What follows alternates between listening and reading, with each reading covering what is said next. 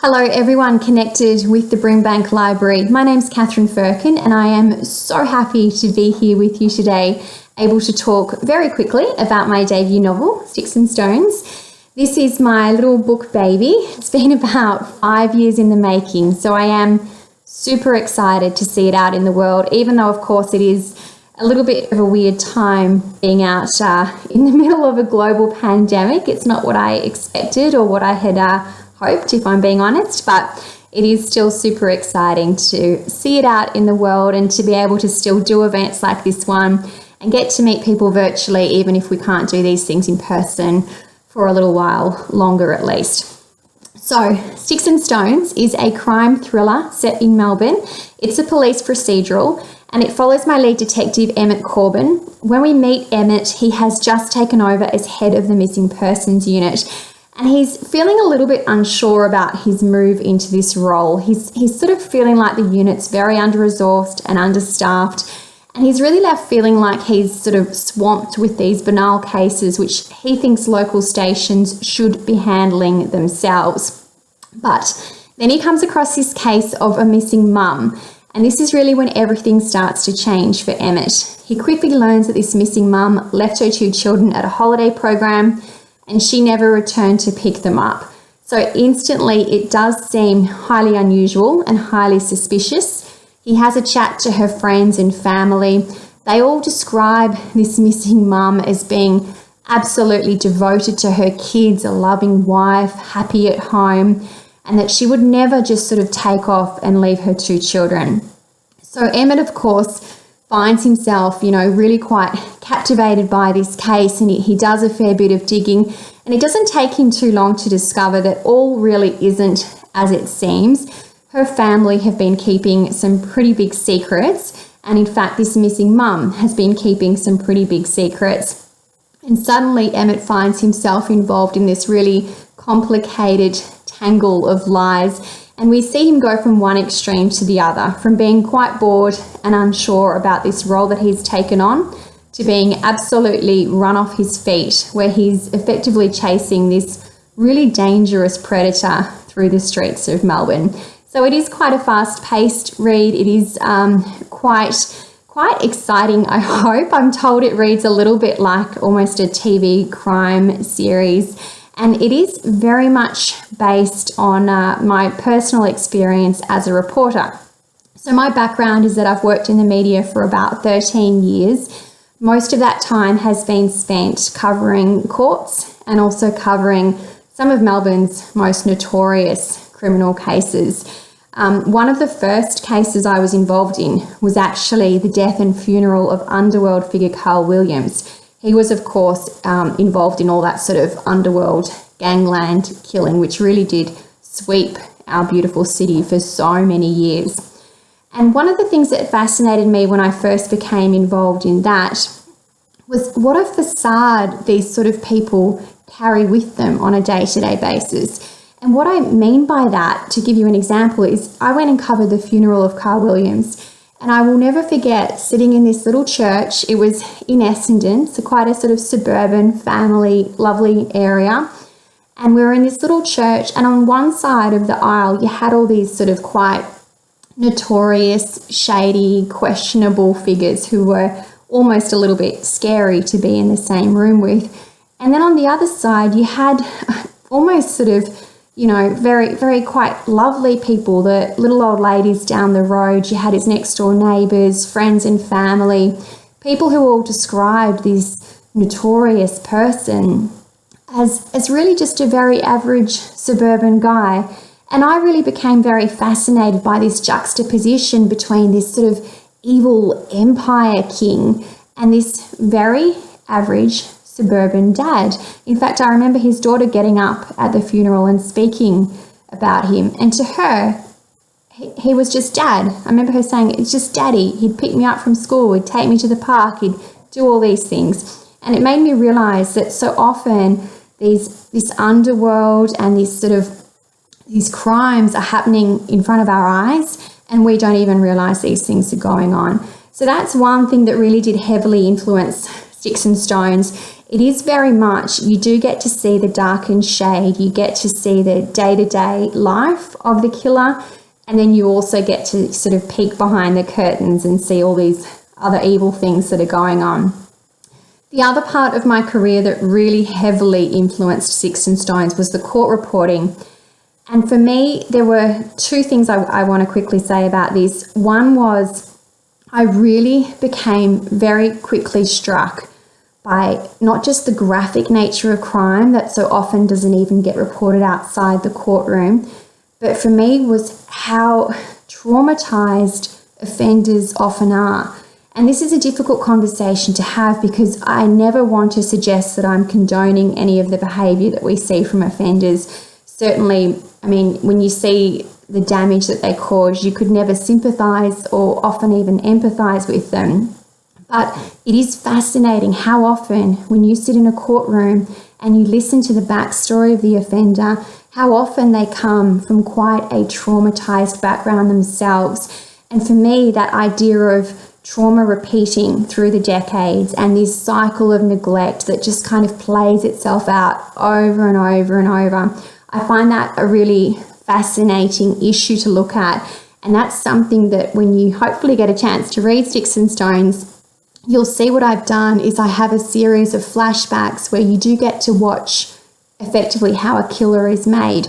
You watch a little boy grow up, his mum's a drug addict, he's abandoned, he's switched between foster homes, he never quite gets the support he needs, he never quite gets back on track, and we do see him effectively, eventually fall through the gaps. And so it's an interesting way that I've chosen to write this book. I hope that people will enjoy it. It is a little bit different. You have a different timeline where we're looking back in the past, watching this killer grow up. We, of course, don't know who that person is in the present because I want you to guess and find out as we read along. And then in the present time, we have this cast of characters, all of whom are fairly flawed, all of whom could be the killer. And it's a little bit of a game, a guessing game to work out who is that little boy, who does he grow up to become. But also I want people to start to think about that damage that's created in the past and that cycle of neglect and how it does play itself out through the decades. One case that really stands out in my mind when I was covering courts was back in 2014, and this was the murder of Renee Lau. In my mind, this was still one of the most brutal murders Melbourne has ever seen. And it bothers me that when I say the name Renee Lau, most people probably won't even know who I'm talking about. Renee was a hospitality student who had come over from Hong Kong. She was living in Melbourne and she was working as a pastry chef. Now, by all accounts, she was living the life of her dreams. You know, she was working, I think, in South Yarra as a pastry chef. She just recently got a boyfriend. She was singing in a local choir. She was volunteering at an aged care home. She was really feeling like she was part of the Melbourne community, and from all accounts, she was loving life. One morning, quite early in the morning, she was walking to work, and a man quite literally just grabbed her off the street, dragged her into parkland near the Botanic Gardens around King's Domain, and he brutally raped and murdered her. And this really was one of the most horrific attacks, certainly that I've ever sat in a courtroom and heard. The attack lasted over 80 minutes and she was conscious for most of this time. And I will never forget some of the evidence photos that we saw and some of the detail that was presented in court. The forensic specialists got up and they spoke about this case and her injuries, and they said that her head injuries in particular looked like someone who'd been in a severe car accident. That's how brutal and violent this attack on this woman was. And what really struck me with this case was that there was just absolutely no warning signs. The offender, Scott Allen Miller, had been homeless at the time when he attacked her, but he really had almost no history of prior offending. I think there was one minor sort of indiscretion back from when he was living in Western Australia. But apart from that, he wasn't on the police radar. He wasn't someone with an extensive list of violence that sort of gradually built, like so often is the case. And in his own words, he just said he snapped. He said, I don't know why I did it, I just snapped. And for me, that became a really fascinating look at what makes someone capable of something so brutal and so horrendous. And so I did start to have a bit more of a dig around into his background. And again, certainly his childhood wasn't on the most extreme as far as trauma and abuse and that sort of thing goes, but he certainly had a very unsettled childhood. And again, it made me start to think, how much of an impact do those formative years have on us? Is there a way that we can possibly, prevent these people from getting to this point? Are some people just born evil, or, do life circumstances really shape us? And so all those questions really sort of have become a little bit of the basis for this book. I can't pretend that I have all the answers to those questions. They're pretty big questions. But certainly I hope that this is more than just, your normal thriller that you'll put the book down at the end and not think about. I do hope some of those things that are behind my book will at least linger a little bit in the reader's mind. When we talk about that cycle of neglect, it's something that we see in the courtroom over and over and over. And we see it with both male and female offenders. And you even see it not even with the most extreme cases of offending. Obviously when you're talking about murder and rape and these sort of horrific crimes, you are often dealing with very, very damaged people. But even when we're talking about lesser offences, for example, I was in court the other day covering a story on two men who had stolen a Porsche, and they had used this Porsche to ram police cars. So it was a very stupid crime, very potentially dangerous, but definitely not on the extreme end of offending. And yet, when the judge was sentencing these two men, he read out some of their childhood, a bit of a summary of how they got to this point. And people in the court, including myself, were pretty much gasping. Like, the detail of what these guys had been through as children was actually quite horrific. I mean, one of them I can remember off the top of my head. When he was young, his dad had beaten him basically to a pulp because he didn't like the way he'd brushed his hair. Then when he was about 8 years old, his dad took him to a cemetery and made him sleep the night there on his own, saying something like, I wish you were dead, I'd rather you were dead, you may as well get some practice being dead so you can sort of sleep the night here. And I mean, can you imagine being 8 years old or thereabouts and being left alone in a cemetery to sleep the night by your parents? Anyway, then this kid was about 12 and he'd started playing footy with his local team.